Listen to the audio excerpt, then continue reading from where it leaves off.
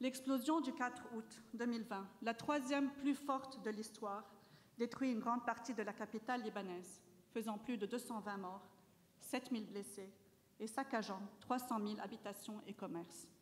Sans oublier un système hospitalier et sanitaire touché de plein fouet. Cette explosion achève de détruire l'espoir de tout un peuple qui s'était soulevé contre une classe politique corrompue en 2019, d'autant qu'elle demeure aujourd'hui, 1 an, 3 mois et 19 jours plus tard, encore impunie. La désolation s'installe non seulement à Beyrouth, mais dans l'ensemble du pays, au niveau de toutes les populations libanaises, mais aussi, ne l'oublions pas, des réfugiés et des déplacés, qui comptent jusqu'à aujourd'hui encore 2 millions. Le pouvoir d'achat des Libanais est divisé par 10 en seulement 2 ans, ce que Mme Lavarde vient de relever, plongeant le pays dans l'une des 3 pires crises que le monde ait connues depuis le milieu du XIXe siècle, avec aujourd'hui près de 80% de la population libanaise plongée dans une pauvreté multidimensionnelle et plus de 40% des travailleurs en chômage de longue durée. Le Liban suffoque. D'une situation économique et sociale qu'aucun superlatif ne suffirait à décrire, malheureusement. Pour vous exprimer les souffrances actuelles du peuple libanais, permettez-moi de partager avec vous ces quelques chiffres significatifs que vous connaissez peut-être, mais qui valent la peine de les répéter. La livre libanaise vaut aujourd'hui moins de 10% de sa valeur il y a 2 ans. Les pertes cumulées de l'ensemble du système bancaire sont estimées entre 60 et 80 milliards de dollars. Le salaire de minimum au Liban était de 675 000 livres et l'équivalait en 2019 à 400 €. Aujourd'hui, il n'en vaut plus que 26. C'est-à-dire que le salaire minimum d'un Libanais ne lui permet plus aujourd'hui que d'acheter soit 40 litres d'essence, soit de mazout, soit 2 bonbonnes de gaz de 10 kilos. Le Libanais au SMIC doit donc choisir entre se chauffer ou se déplacer. Pour nourrir sa famille, il aurait besoin d'au moins 5 fois son salaire. Selon un rapport de la Commission économique et sociale des Nations unies, 8 personnes sur 10 n'ont pas accès à des services publics de base, comme l'eau, le transport, l'électricité, la santé, la gestion des déchets. L'étude souligne que le pourcentage des familles privées de soins de santé s'élève désormais à 33%, et bien plus maintenant avec la récente levée des subventions que vous avez peut-être entendue.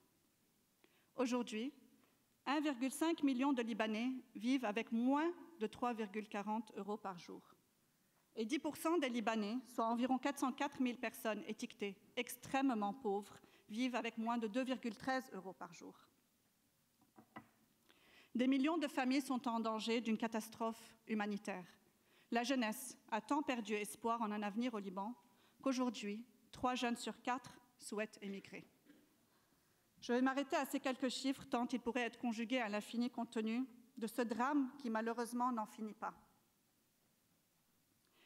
L'ordre, qui chaque jour s'efforce de développer pour faire face à toutes ces misères, dispose aujourd'hui d'un réseau que je vais brièvement vous présenter.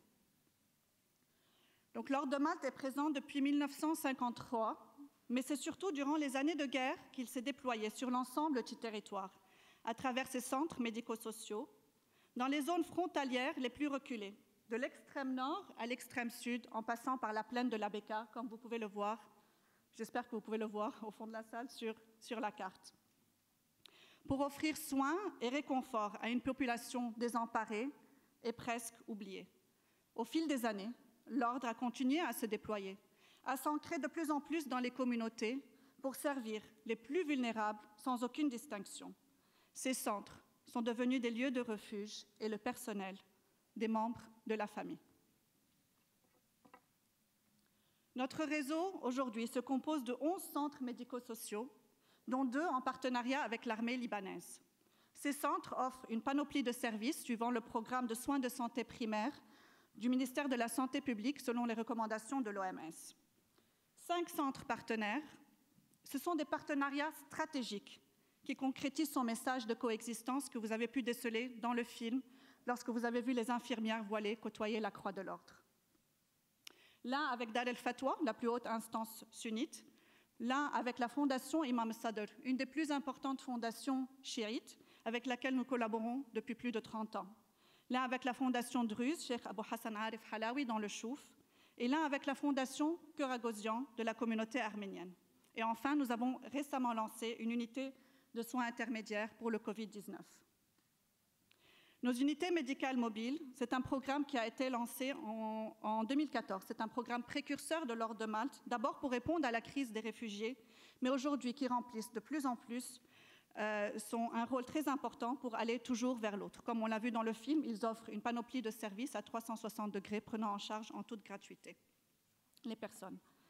Les programmes que nous offrons et que nous allons revoir tout au long de ce colloque, donc c'est un programme agro-humanitaire, des formations continues, des services médicaux subventionnés, les soins à domicile, un programme spécifique pour le Covid-19 et un programme de volontariat, ainsi qu'un programme de télémédecine. Si l'Ordre réussit aujourd'hui à répondre à ce drame humain, c'est parce qu'il est non affilié politiquement et ouvert à tous, avec un seul et unique agenda, l'homme dans le respect de sa dignité et de ses différences. Merci.